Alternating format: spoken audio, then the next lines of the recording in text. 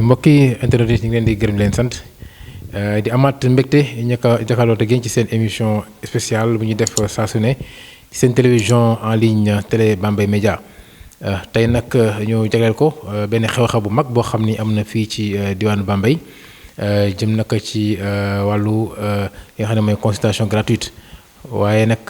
ñi nga xam ne ñoo koy def mooy benn association boo xam ne fii lañ nag doom Bambey lañu di action autour de Bambey A2AB. waaye du ma sori bala ma eggale ko ñu commencé émission bi damay bàyyi ki nga xam ne moom mooy président association boobu di Daouda Mbaye ñu bàyyi ko mu nuyu suñu mbokku internet yi bala ñoo commencé. asalaamaaleykum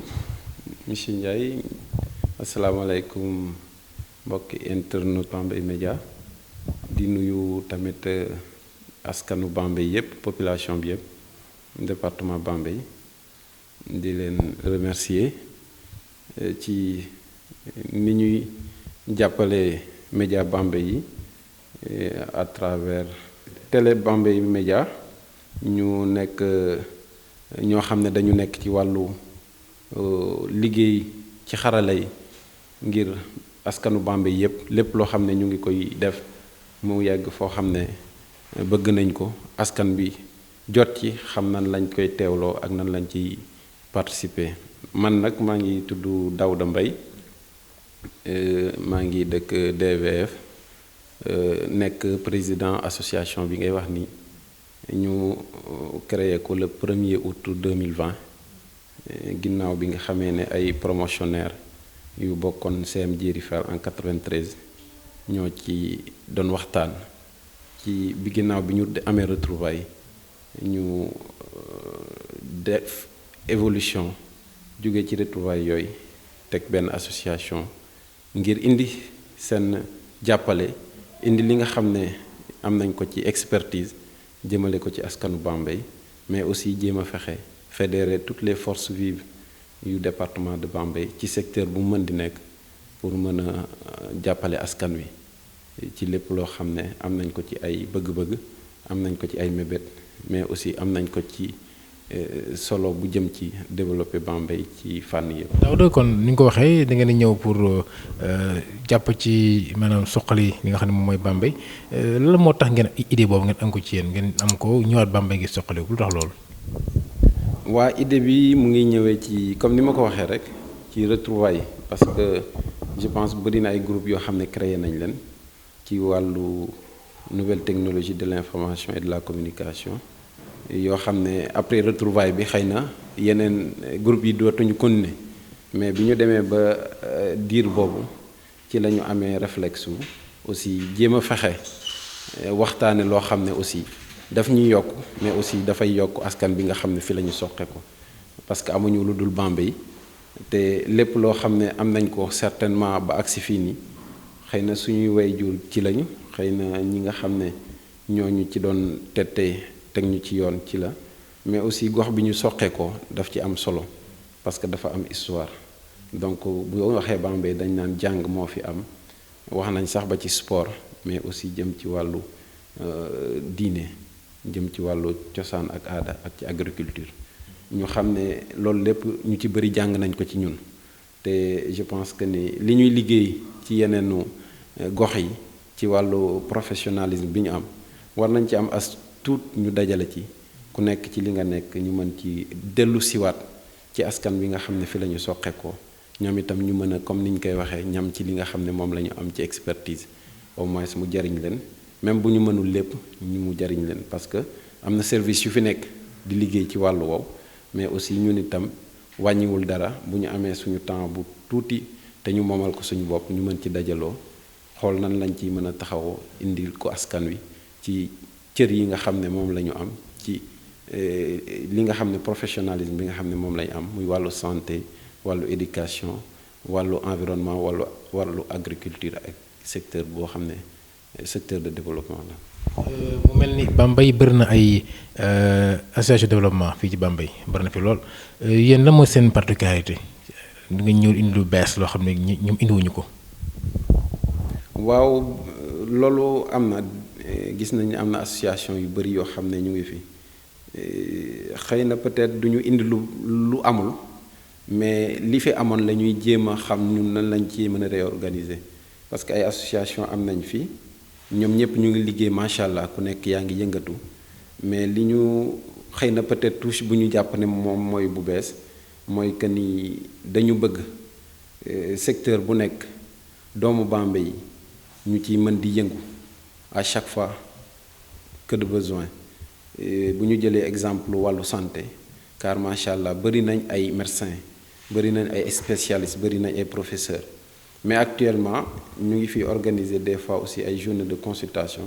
mais xëy na ñëpp duñ ko teewee ñun nag suñu cër xëy na peut-être comme ni ngay waxee lu bees mooy jéem a fexe fu professionnel soqe ko Bambey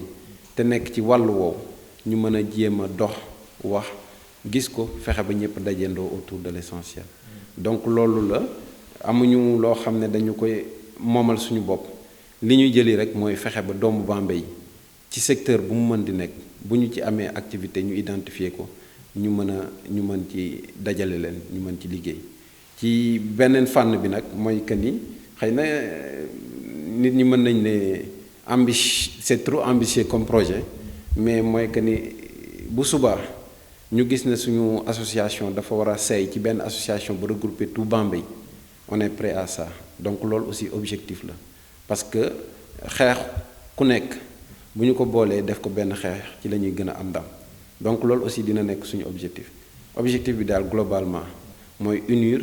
réunir et aussi faire en sorte que ñun ñëpp ñu am benn action jëmale ko ci Bambey département bi yëpp. foofu laa bëggoon na sax ñëw sànq parce que ni ma ko waxee léegi association bari nañ fii kon yéen ñëw leen pour ujjee kenn da ngeen di ñëw pour indi seen ñu ko waxee seen ñam ci bi Bambey ku ujju leen de kenn. wujje moom taxul ñu jóg parce que defe naa des fois wujje day gën a delloo ginnaaw li ñu bëgg mooy ñu dollente waaw ku nekk li nga am spécificité comme li ñuy waxee la diversité on peut se développer dans la diversité c'est-à-dire ku nekk li nga moomal sa bopp li ñuy wutale mën nañu boole ba de telle sorte que dinañ ci mën a avancer am nag ñoo xam ne ci lii la ñu yëngatu am ñoo xam ne ci lii la ñuy yëngatu du loo xam ne daf ñuy war a indil ay divergence mais daf ñu war a dajale ñu mën a avancer parce que kenn mënul lépp te ku nekk am na loo am spécialisation donc mun dajalee ñëpp je pense que ñu mën a avancer jëm ci kanam donc comme ni nga ko waxee daal du wujje ak association mais jéem a jegeñ association yi xool nan la ñuy nekke benn jéem a xool askan bi xool nan la ñuy jàppale de telle sorte que seen doom yi nekk feneen te am yenn professionnalisme te ñoom ñu sooxe ko fii nii ñu mën a fexe nu ñuy organiser ñu am retour boobu bu fekkee benn fan la bu fekkee une semaine la moo xam ci ay weer la nu ñu ko mënee ñu mën di indi expertise boobu jàppale ci askanu Bambey. Est-ce que commencé ngeen di am ay jëflante ak yenn association yoo xam ne nekk nañu Bambey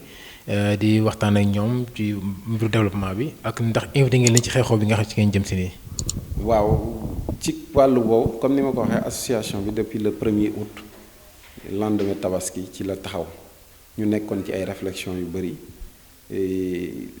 am ay jéego yoo xam ne ñu ngi koy def xëy na contacté guñu toutes les associations mais am na yoo xam ne dégg nañ leen fii ñu nekk di liggéey suñu cër nag mooy woo leen ci événement bi de telle sorte que ku ci mën a ñëw mu participer si parce que dinañ ñu woo ñun itam certainement ci ay événement association pour que ñu ñëw liggéey daal ngir ñëpp daje moom mooy objectif bi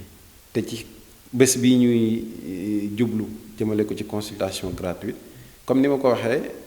activité yu ñëw la mais prétexte la pour que association bi commencé activité am prétexte la pour que association bi am contact avec la population prétexte la aussi pour que association bi mën a définir ses objectifs te ci objectifs yooyu mooy fexe ba ñun ñëpp ñu daje fexe ba ñun ñëpp ñu am loo xam ne ñoo koy moomal suñu bopp loo xam ne ce sera une propriété de Bambey te ñëpp dañ ciy liggéeyandoo et comme ni ma ko waxee dinañu jéem a fexe yi bépp association boo xam ne yëg nañ la te nga nekk fii ñu invité la ci journée bi ñun ñëpp ñu mën fa daje comme ni ko ñeneen association di def aussi di ñu boole bu ñu boolee ci activités yi ñun itam ñu jóg waaw donc objectif bi daal mooy daje. association yàggagul day soog a door ay weer rek la am ndax mën nga xayma ñaata membre la toll fi mu toll nii. association bi membre yi nag ñu ngi ñëw defe naa ñu ngi dugg parce que comme ni ma ko waxee dafa jóge ci wàllu promotion 93 éparpillé un peu partout comme ni ñu ko mën a waxee sax ci Sénégal ak bitim réew ñi nekk fa donc presque chaque jour bu ñu xëyee presque dina am ay membres yu bees tënkuñu ko nag ci ku dégg association bi da ngay bokk nekk membre dafay am ñoo xam ne du ñu mën a yëngatu ci association mais dinañu nekk sympathisant donc loolu bu ñu ko xaymaa daal ñu ngi ci groupe ñenn ñi duggagun ñenn ñi dugg nañ mais association bi war nañu bëri de telle sorte que fi mu toll nii toll nañ daywaay boo xam ne mën nañu defal suñu bopp ay activités de telle sorte que du ñu am benn jafe-jafe objectif association nag mooy fexe li koy dundal la base c'est des cotisations et que ñu ngi ci nekk ñu ngi ci góorgóorlu di ci def lu ñu am ak lu ñu amul ñu jéem góorgóorlu def ko mais l'objectif bi ëpp solo mooy que ni fexe ba ñëpp réunir autour de l'essentiel donc mënaguñu ko xayma exactement parce que ñu ngi ci adhésion yi ñu ngi ci gëstu ñi nga xam ne ci la ñu war a mën a bokk parce que fi mu soqee ko ñu ngi ci aussi di gën a liggéey ngir képp koo xam ne suñu objectif neex na la suñu objectif intéressé na la nga mën a dikk bokk aussi ci association bi donc looloo tax ñu nekk daal di def le maximum possible di sensibiliser di informer xëy na bu ñu tollaatee fii ak 1 an fekk nga xam ne maillage bi ñu war a def yépp def nañ ko ci département Bambey ak ci biti département ci ñi nga xam ne fi la ñu soqe ko dinañu mën a wax xayma bi nga xam ne lim bi noonu la toll mais fi mu toll ñu ngi avancé ci wàllu ñi nga xam ne ñoo bokkoon promotion ci wàllu ñi nga xam ne ñoo ñu mag tuuti jiitu woon ñu ak ci ñi nga xam ne aussi ñoo topp suñu ginnaaw ak lu muy gën di dem ñuy gën a toll ci génération yeneen yi ku ci am sa taxawaay boo xam ne yëf yi intéressé na la on ouvre la porte grandement ouverte à tous ceux qui sont intéressés pour ça pour adhérer ou bien pour soutenir ou bien pour accompagner activités yi nga xam ne moom la association bi def. yaa ngi wax adhésion bi sànq adhésion bi ni muy demee ku bëgg a bokk nooy def ku dugg bokk ci association bi. waaw association bi moom dañ ko ubbi adhésion bi ñu ngi ko fixé woon ci 10 000 francs pour ñoo xam ne dañu bëgg a bokk membre 10 000 francs et on fait des cotisations mensuelles de 5 000 francs pour ñi nga xam ne moo nekk membre yi comme ni ma waxee nag du forcer nit ki dëkk ci association pour jàppale ko mën na bañ a nekk membre mais mën na nekk koo xam ne day accompagner ak association bi ci wàllu woo xam ne bu activité amee de façon ponctuelle mu mën a yëkkati dooleem mën a yëkkati kàttanam mën a yëkkati alalam wala lu mën di doon taxawaayam accompagner activité bi loolu on te considère déjà même comme membre mais terewul ku bëgg a dugg ci association bi nekk ci membre boo xam ne membre actif la ci ni ñu ko tëralee ci ay charte nga mën a génne sa 10 000 nekk membre association bi avec des cotisations mensuelles yoo xam ne dañ koy def 5 000 loolu nag ci départ bi la loo gis assemblée générale moo koy fixé bu ñu delloo ba ci bés bi ñuy defaat assemblée générale mën na évoluer jëm ci kaw mën na évoluer jëm ci suuf mais li ci ëpp solo mooy que ni dinañ def tout pour que lii nga xam ne moo nekk association bi lii mu am ci objectif ñu mën a fexe mu séduire la population ñun ñëpp ñu ànd ngir indi lu dolleeku xëy na mën nañ ne lu bees mais dolli ci li nga xam ne moo fi nekk parce que am na un existant ñu dolli ko si bu yàlla mënee jàppale ñu ba association yi nekk Bambey yépp nekk benn ñu def ko parce que loolu mooy gën a indi doole suñu askan ak suñu gox. yéen ngi waajal benn xew-xew bu mag jëm ci wàllu consultation gratuite maanaam ñëw seet sa yaram te doo fay dara loolu nu mu demee exactement. waaw loolu mu ngi génne ci comme ni ñu ko waxee rek bi ñu ko tegee association depuis le premier jour ba léegi ñu ngi waxtaan suñu biir di xool lan mooy la meilleure façon pour que ñu mën a dem ci askan wi pour mën leen a wax li ñu indi ak ñun ñooy ñan et gis nañ ne yàlla jàppale nañu ci promotion boobu may wax ak yi nga xam ne ñoo ci tegu ci at wala benn at ci kaw wala ci ginnaaw yàlla def nañu am macha allah car macha allah ay médecins yu bëri ñu ne santé moom presque mooy moo nekk à la base de tout parce que boo amul wér-gu-yaram doo tal dara ñu ne pourquoi pas commencer suñu activité yi par une activité jëmale ko ci askan wi ci loo xam ne dafay jëm ci wàllu santé ci la ñu gisee ne war nañ mën a def une journée de consultation médicale def ko mu gratuite pour population yi nga xam ne ci département Bambey yëpp ku nekk fu la neex mën nga jóge nga ñëw loolu nag ci la ñu nekk depuis lu mat ñaari weer ñu ci gëstu mais ñu dem ba mu des une semaine parce que ñu ngi ko fixé le 12 décembre moo waral ñuy waajal di def en sorte que population bi yépp ñu jéem fexe ñu yëg ko parce que bu ñu ko yëgee dinañ xam association bi ñan la di fexe aussi pour que aussi képp koo xam ne tu es professionnel de la santé xëy na saisiruñ ñëpp ñi ñu xam rek lañ saisir mais am na ñu bari ñoo xam ne waa Bambey lañ nekk ay professeurs en médecine nekk ay docteurs des spécialistes en médecine bu ñu ko déggee muy aussi des infirmiers des sages-femmes des techniciens supérieurs médecins et tout ce beau monde bi nga xam ne ils se sentent de Bambey mën naa wax noonu parce que ku juddoo Bambey tu te sens de Bambey am na ñu fi juddoowul jànge fi ils se sentent de Bambey am na ñoo xam ne sax mosuñu fi jànge mosuñu fi def dara mais mos nañ fi ñëw ñu ji leen teraange ñu sentir que ni waa Bambey lañ ñooñu ñëpp ñu ngi leen di woo xëy na saisiruñu leen directement mais ñu ngi leen di woo ci bés bi ngir ñu ñëw jëmmal bés bi jëmale ci askan wi nga xam ne daf leen cher comme ni ñu koy waxee dafa nekk askan boo xam ne dañ ko bëgg te bëgg a def dara jëmale ko ci ñoom effort yooyu la ñu bëgg nit ñi di ko def di nga gis koo xam ne amoon na idée bi di nga gis koo xam ne mos na bëgg participer mais xëy na jafe-jafe yi ku ñu ci am sa contact dinañ la woo wax la li ñu bëgg wax la li suñu objectif bëgg tamit nga accompagner ci donc looloo tax ñu jóge ci ay bés yu néew ci diggante presque ñaari weer lañ ko préparé ngir def activité bi comme ni ma ko waxee woon rek xëy na du ñu mën a motali lépp mais prétexte la pour jàkkaarloo ak askan bi pour wax suñu bopp askan bi mais aussi pour wax autorités yi nga xam ne ñoo fi nekk te état dénk leen wàll wi nga xam ne loolu état moo ko moomal boppam ñun ñu ciy indi suñu concours ñu wax leen ne on est prêt à être à leur côté liggéey ensemble fexe ba Bambey lépp loo xam ne war nañ ko am ci développement ci secteur bu mën di nekk ñu indi ci suñu partition mais aussi suñu mënee dajaloo Bambey yépp indi ci suñu partition parce que état mooy ñun te lépp lu état bi gouvernement bi ak initié ñun war nañ ci am loo xam ne dañ koy indi parce que l'état c'est tout le monde et que ñun war nañ ci am suñu taxawaay li nga xam ne ñu ngi koy def feneen aussi ñu am ci tuut comme ni ma ko wax temps boo xam ne ñoo ko moomal suñu bopp ñu dajale temps boobu ñu ñëw ngir jàppale askanu Bambey. ñu ñëwaat ci consultation gratuite bi nan lay demee ñan ñooy ñëw yenn spécialistes ñoo bu fas yéene ñëw ci consultation gratuite boobu. waaw consultation bi li ma ciy gën a préciser mooy xëy na peut-être je sais pas si doon na am ou bien da doon am de façon séparée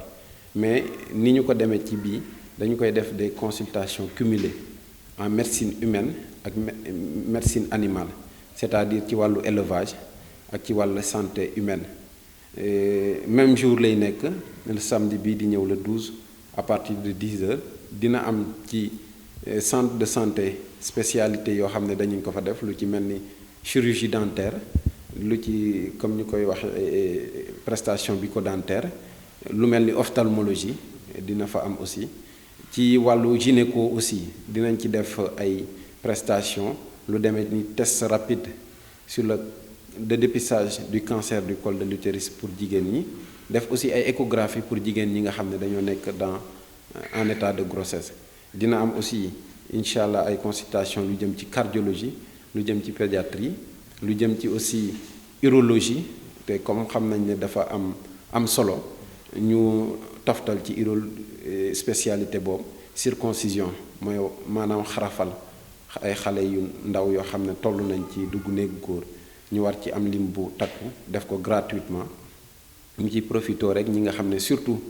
ay daara lañ yore te yor xale yu toll noonu bu ñu mënee rapproché wu ci numéro boo xam ne suñu benn collaborateur mu ngi fi à Bambey ñu koy wax Bara Sall wala aussi bu ñu wootee ci numéro yi nga xam ne moo nekk ci prospectus yi flyers yi dinañ am information yi yépp comme quoi que ni dinañ def ci spécialité urologie circoncision jëmale ci xale yi dinañ def aussi médecine générale yooyu yépp dina ci am waxoon naa cardiologie bi aussi et que képp koo xam ne am nga pathologie am nga feebar boo xam ne daal am nga ci xel ñaar wala am nga ko te am ci ay jafe-jafe ñu ngi lay wax nga ñëw parce que médecine générale bi tri la donc boo ñëwee bu ñu la xoolee dinañ la xam ban spécialité nga war a mën a dem. bu fekkee ci wàllu mala yi la ndax am na ay feebar yoo xam di ngeen ko gars yi dañ ko jël rek ciblé ko wala di nga ñëw rek joxe ñëpp rek bépp feebar boo xam ne mala mën na ko am da ngeen gaay faj ko. waaw boo gisee ci wàllu médecine animale bi c'est vrai dina am ay spécialisation mais aussi comme ni ma ko waxee très souvent day nekk prestation clinique lañ koy tuddee c'est-à-dire da ngay indi sa jur mu am lu koy metti très souvent comme ni ñu ko xamee jur gi mënuñu wax donc lu leen di metti doo ko mën a identifier looloo tax médecine animale noonu la mel donc képp koo xam ne gis nga sa mala mu am jafe-jafe am gàllankoor ci yenn ci wàllu santéem mën nga ko indi ñu xool ko ñu diagnostiqué ko bu ñu ko mënul traité ci saa si aussi dinañ la defal un processus de traitement boo xam ne dinañ ko xool am lu ñu ko toppatoo et aussi bàyyil ko service de l'élevage pour mu def suivi bi donc loolu daf ci am solo prestation yi ñuy def médecine humaine médecine animale loolu daf ciy am solo dinañu lëkkaloo nañ ak centre de santé lëkkaloo ak service de l'élevage pour que après consultation suivi bi ci war a am ñoom ñu mën ko xam nan la ñuy accompagner malade yi même bu amul spécialisation ñu xam nan lañ leen di jàppale orienté leen ba fépp foo xam ne war nañ fa mën a dem ngir saafar seen jàngoro ñu mën ko motale. ñi nga xam ne ñooy kilifa ci dëkk bi maire beeg demee ni ki noonu ndax ñoom yëg nañ mbir mi ak ndax jàpp nañ ci xew-xew bi. waaw def nañ ay correspondance depuis presque mi-octobre def nañ ay correspondance informé kilifa gi nga xam ne moom moo nekk ci bopp département bi muy madame le préfet du département de Bambey def nañ ci moom ay échange mu rafetlu taxawaay bi rafetlu idée bi aussi promettre ñu accompagnement bi ci war parce que d'ailleurs ci comme ni ñu koy waxee jàppaleem ak taxawam la activité yi mën a accès fii nii et ñu ngi koy remercier aussi di ko féliciter ci taxawaay bi nga xam ne am na ko à la tête du département ak adjoint bi nga xam ne moom lay liggéeyandool presque souvent moom la ñuy am mais aussi informé nañu monsieur le maire de la commune de Bambey par correspondance xëy na nekkuñu fi ñun ñëpp mais jéem nañ par les moyens yi ñu amoon ñu jéem ko rencontrer jox ko correspondance bi jot na ko aussi jox nañ ko aussi yenn maires yi à travers les sous-préfets yoo xam ne jox nañ leen correspondance yi échange yi ci ak ñoom de telle sorte que ñu ne dinañ ko partager parce que correspondance yooyu yëpp defar nañ ko xëy na motalewul ñëpp nag mais def nañ ay correspondance daal yóbbu ci service de l'État yi yóbbu ci collectivité territoriale yi de telle sorte que information bi mën a dem fépp parce que du ci bésu tey bi rek du ci bésu samedi bi du moins mais au-delà parce que comme ni ñu ko wax dañoo war a am lëkkaloo boo xam ne bu ñu bëggee développer Bambey services yi fi nekk yépp ce sont des services déconcentrés ci secteur bu nekk te bu ñu ci waree liggéey tey la ñuy tàmbali jëmale ëllëg ci jàppale boo xam ne ak liggéey boo xam ne day rafet moo tax même boo gisee service yoo xam ne kii bi intéressé wu leen au premier plan dañ leen a informer aussi informer leen wax leen ko ci loo xam ne day ñëw ëllëg ci wàllu association bi ci taxawaay boo xam ne war nañ ko am ak ñoom mais ci accompagnement boo xam ne dañ koy soxla ci ñoom ngir ñun ñëpp li ñu leen dénk ci ay mission ñun liñ ci am ci lu ñuy dolli ñu àndandoo ko def ngir askanu Bambey mën ci gis seen bopp. daaw dañu ci njeextalu émission bi daanaka ñaari minute moo ci des xam naa nga woowaa Bambey rek wax leen fan lay doon ak it nga fàtte date bi ak it ku bëgg a bindu nooy def bañ a bindu. waaw date bi moom le 12 décembre bii la samedi incha allah à partir de 10 heures ci wàllu santé humaine am na ñaari site centre de santé bi ak CM Djeri Fall ci wàllu santé animale élevage bi service de l'élevage bi jàkkaarloog gare routière foofu lañ koy defee c'est une première moo tax ñu limité wu ci commune bu Bambey di woo département bi yépp ñu ñëw parce que ci cadre boobu sax jotee nañ correspondance à la présidente du conseil départemental ci at yi ñëwaat incha allah ñu ñaan yàlla mu jàppale ñu am ci réussite mën ko préparer dinañu dugg ci département bi yépp parce que association bi maillage am au niveau départemental donc ñuy woo askanu Bambey yépp département bi yépp ñu ñëw c'est des séances une journée de consultation médicale gratuite ñu ñëw profitoo ci bu ñu ñëwee lu ñu am ci ay médicaments aussi dinañ leen ko jàppale dinañ leen orienter aussi pour que seen feebar bu ñu ko saytoo ñu xam fan la ñuy mën a dem gis ak spécialiste bi nga xam ne à chaque fois dina leen mën di suivre même peut-être à distance donc na ñëpp ñëw bindu le jour J di samedi à partir de 7 heures nit ñi dinañ fa nekk comme ni hôpital yi di def 6 heures 7 heures nit ñi presque heure yooyu lañ fay nekk mais à partir de 7 heures nit ñi mën a ñëw inscrire ñu mën a def journée boo xam ne day mucc ayib ku nekk gis ci sa bopp et que comme on dit Bambey gën a jëm ci kanam li ñuy koy waxee toujours nekk ci suñu association bi nañu ci jàpp ñun ñëpp ngir suqali goxu Bambey. telu li nga xam mooy émission bi dañ lay bàyyi rek nga tàggu suñu mbokk internet yi. xanaa di leen dolli gërëm di leen sant waa Bambey yëpp di leen sant bu baax a baax ci taxawaay bi nga xam ne dañ koy am jëmale ci seen doom jëmale ci xale yi amoon na fi temps ñuy wax naan xale yi ñooy avenir u demain boobu ñun ay ndaw lañu woon actuellement ñu ngi koy continuer wax ñun itam mënuñu lu dul li ñu taxawoo woon ñu dikk teew tey ku nekk am loo mu am ci sa wàllu mënin moo xam ki nekk jaar ci école bi moo xam ki jaarul ci école bi li ñu indi tey mooy que ni ñun ñëpp ñëpp ñi nekk Bambey ñi fi nekkul te bëgg Bambey ñun ñëpp ñu mën a ànd xam nan la ñuy réfléchir ngir indi benn développement buy dolleeku ci li nga xam ne am na liggéey am na fi am na fu ñu ci toll mais ñun itam dañoo bëgg gën a mën a taxaw fexe de telle sorte que képp koo xam ne waa Bambey nga képp koo xam ne bëgg nga Bambey képp ku fi soqeekee te am loo fi mën a indiwaat ñu réunir toutes ces personnes ñu ñëw ànd ak askan bi ngir soqali gox bi ñu ngi leen di gërëm di leen sant ci seen teewaay ñu ngi leen di gërëm di leen sant ci seetaan bi ñu ngi leen gërëm yéen itam di leen sant comme ni ma ko waxee ci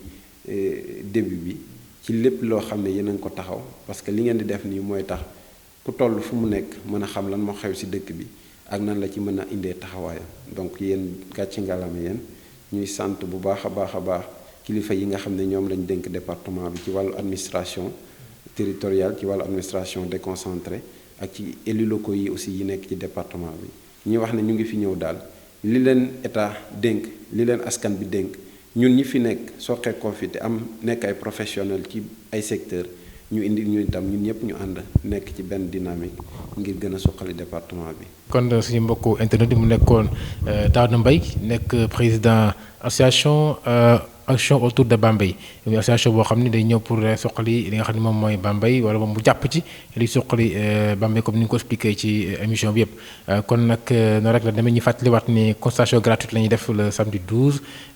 ñaar lay doon ñi xam pour nit ñi la ak ñi xam pour mala yi la bi ci CM Jéeri Fall ak santé ba ca des nekk ca service élevage donc ñu jox di daje rek booba samedi 12 ngeen teel a ñëw nag di mën a bindu kon suñu mbokk internet yi entourage leen sant leen gërëm encore ci seen teewlu ñi leen jox di daje beneen yoon ci benn émission incha allah jërë ngeen jëf.